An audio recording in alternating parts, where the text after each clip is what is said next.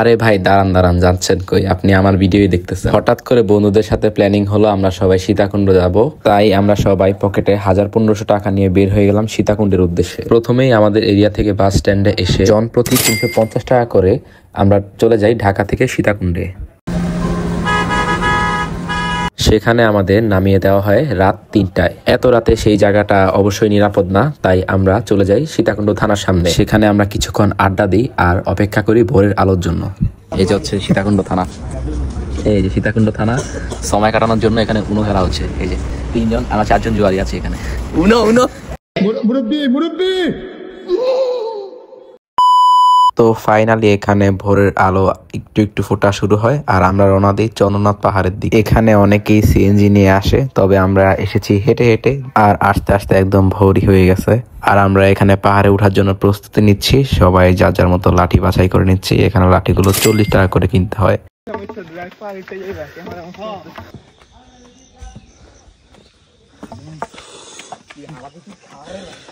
এখানে আমরা সবাই পাহাড়ে উঠছিলাম আর পাহাড়ের রাস্তা এত উঁচা আর পিছলা, যার কারণে আমাদের সবারই হাঁপানি উঠা যায়। আর পাহাড়ে ওঠার পরে আমরা এইরকম একটা ভিউ পাই।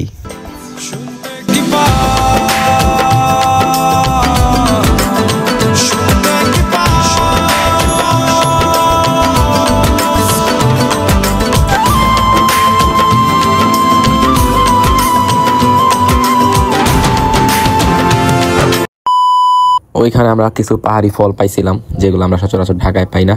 তো সেখানে পাহাড়ি ফলমূল খাই, প্লাস কিছু ফটো সেশনও করি।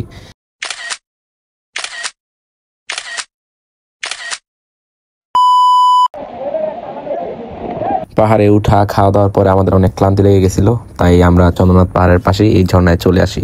মূলত এখানেই আমরা বেশি সময় কাটাই, কারণ ঝর্ণার পানিটা ছিল অনেক ঠান্ডা আর কিছু ফটোশুটও করে নিই। যা হোক, এই ঝর্ণা থেকে বের হয়ে আমরা রওনা হই বাঁশবাড়িয়া সি বিচের উদ্দেশ্যে। পাহাড় থেকে নামার পরেই মেইন রোডে আসলে সিএনজি দিয়ে বাঁশবাড়িয়া সি বিচ যেতে জনপ্রতি 20 টাকা করে লাগে। আর সেখানে গিয়েই আমরা সর্বপ্রথম দুপুরে খাবারটা সেরে নিই, কারণ সবারই প্রচুর খিদা লাগছিল সারাদিন ঘোরার পরে। আর খাওয়া দাওয়া শেষে আমরা বাঁশবাড়িয়া সি বিচের ওখানে কী কী জায়গা ঘুরি সেগুলো দেখানো হবে অন্য একটা ভিডিওতে, কারণ এই ভিডিওতে সব কিছু দেখা ফেললে তো ভিডিও অনেক বড় হয়ে যাবে।